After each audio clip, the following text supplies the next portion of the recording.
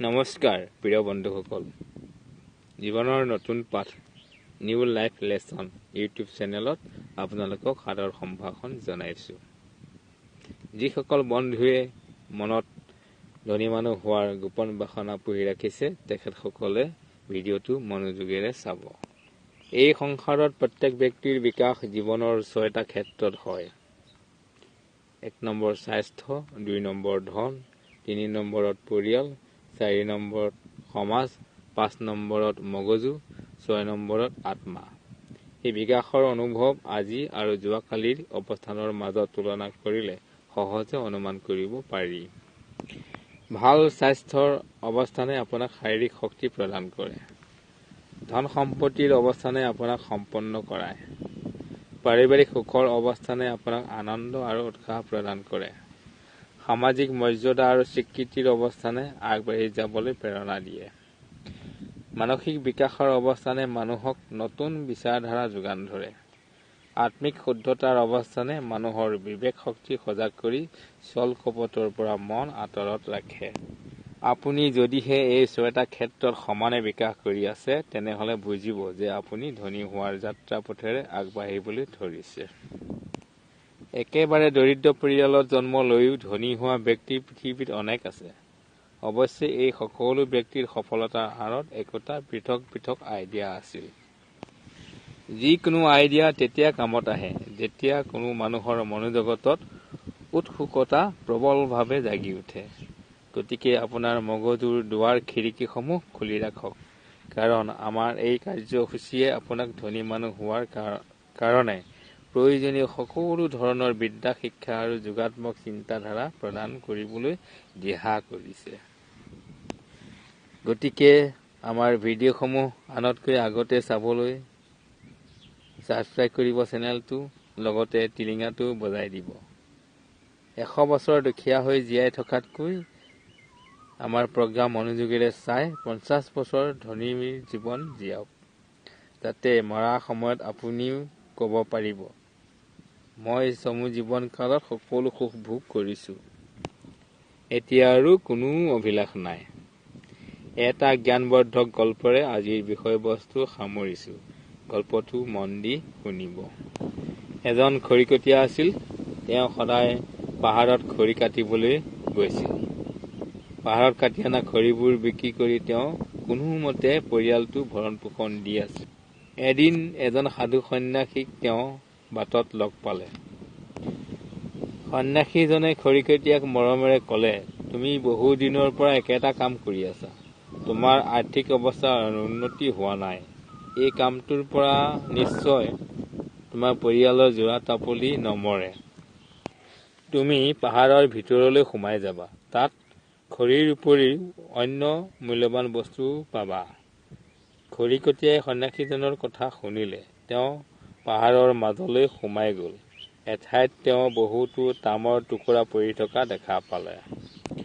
সেইবোৰ বুটলি আনি বজাৰত বিক্ৰী কৰি কিছু টকা পালে। পিছদিনা আকৌ তেওঁ পাহাৰলৈ গ'ল। সন্যাসীজনক বাটতে পুনৰ লগ পালে আৰু প্ৰথম দিনাৰ সকলো কথা বিৱৰি ক'লে। সন্তোষ মনেৰে সন্যাসীজনে ক'লে, আজি আৰু অলপ ভিতৰলৈ তুমি সোমাই যাবা। অধিক মূল্যৱান বস্তু পাবা। খৰিকটীয়া আনন্দ মনেৰে পাহাৰৰ ভিতৰলৈ সোমাই গ'ল। ভিতৰত গৈ দেখে যে অসংখ্য ৰূপৰ টুকুৰা সিঁচৰিত হৈ পৰি আছে। খৰিকটীয়াজন সেইবোৰ বুটলি মোনাত ভৰাই ঘৰলৈ আনিলে আৰু বজাৰত বেছি অজস্ৰ টকা পালে। খৰিকটীয়াৰ সকলো ধৰণৰ অভাৱ দূৰ হ'ল। পিছদিনা পুনৰ খৰি কাটিবলৈ গ'ল। যাত্ৰাপথত সন্যাসীজনক পুনৰ লগ পালে। তেওঁ ক'লে, বাবা, মোৰ সকলোবোৰ অভাৱ নোহোৱা হ'ল। এতিয়া মই সুখী। সদায় কৰি থকা অভ্যাস এৰিব পৰা নাই। সেয়ে পুনৰ পাহাৰলৈ আহিছো খৰি কাটিবলৈ। যি পাৰো লৈ যাম। সন্যাসীজনে ক'লে, ভাল কৰিলা। আজি আৰু ভিতৰলৈ যাবাচোন।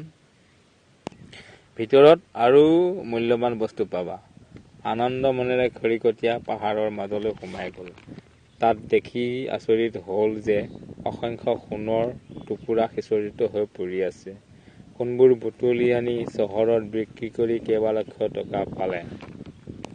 ইতিমধ্যে তেওঁৰ ঘৰৰ অৱস্থা ভাল হৈ আহিছে। তেওঁ ঘৰ দুৱাৰ মাটি সম্পত্তি গাড়ী ঘোঁৰা সকলো ক্ৰয় কৰিছে। কেইদিনমান পিছত তেওঁ গাড়ী লৈ খৰি কাটিবলৈ গ'ল। যাত্ৰা পথত সন্যাসীজনক পুনৰ লগ পালে। তেওঁ সন্যাসীজনক প্ৰণাম কৰি ক'লে, বাবা, এতিয়া মই এজন ধনী মানুহ হ'লো। এয়া সকলো আপোনাৰ কৃপাত হৈছে। আপোনাক লগ নোপোৱাহেঁতেন মোৰ জীৱন হয়তো সলনি নহ'লহেঁতেন। আপোনাৰ চৰণত মই সদায় নমস্কাৰ কৰি থাকিম। মোক আপুনি দিহা পৰামৰ্শ দি থাকিব। আপোনাৰ অনুগ্ৰহ যেন মই সদায় লাভ কৰি থাকোঁ। সন্যাসীজনে গুৰুগম্ভীৰ কণ্ঠেৰে ক'লে, মই তোমাক উপদেশ দিছোঁ, পৰামৰ্শ দিছোঁ। সদায় একে ধৰণেৰে কৰি থকা কামটো অধিক মনোযোগেৰে আৰু গভীৰভাৱে কৰিবলৈ ক'লো। তুমি মোৰ বাক্য শুনিলা আৰু পৰিশ্ৰম কৰি গ'লা, গতিকে পুৰস্কাৰ আৰু সফলতা লাভ কৰিলা। মই ঠিক তোমাক কোৱাৰ দৰে আন বহুজনক কৈছিলোঁ, তেওঁলোকে মোৰ কথা নুশুনিলে। সেয়ে তেওঁলোকৰ জীৱন আজি পৰ্যন্ত সলনি হোৱা নাই। যিসকলে আমাৰ ভিডিঅ'সমূহ চাই আছে, প্ৰত্যেকৰ জীৱনতো এই গল্পটো প্ৰযোজ্য হয়। যিসকলে জীৱনৰ সংগ্ৰামৰ কাষৰে পাজৰে ঘূৰি থাকে, তেওঁলোকে কেৱল নামলাকতো বুটলি থাকে। যিসকলে ভয় সংকোচ ত্যাগ কৰি জীৱন সংগ্ৰামত গভীৰভাৱে অৱতীৰ্ণ হয়, তেওঁলোকেই সফলতা লাভ কৰে। ইতিহাস ৰচনা কৰি নক্ষত্ৰৰ দৰে জিলিকিব পাৰে। গোটেই জীৱন অকল খৰি বুটলি কটাবনে? সোণৰূপ হীৰা মুকুতা গোটাব? যদিহে সোণৰূপ হীৰা মুকুতা গোটাব বিচাৰে, আমাৰ প্ৰতিটো ভিডিঅ' চাই থাকক। মহত্বপূৰ্ণ কলা কৌশল ক্ৰমানুসাৰে শিকিবলৈ পাব। যদিহে আমাৰ চেনেলটো ছাবস্ক্ৰাইব কৰা নাই, এতিয়াই ছাবস্ক্ৰাইব কৰিব, লগতে টিলিঙাটো বজাই দিব আৰু আপোনসকলক শ্বেয়াৰ কৰিব। কি পালে মতামত জনাবচোন। জয় আই অসম।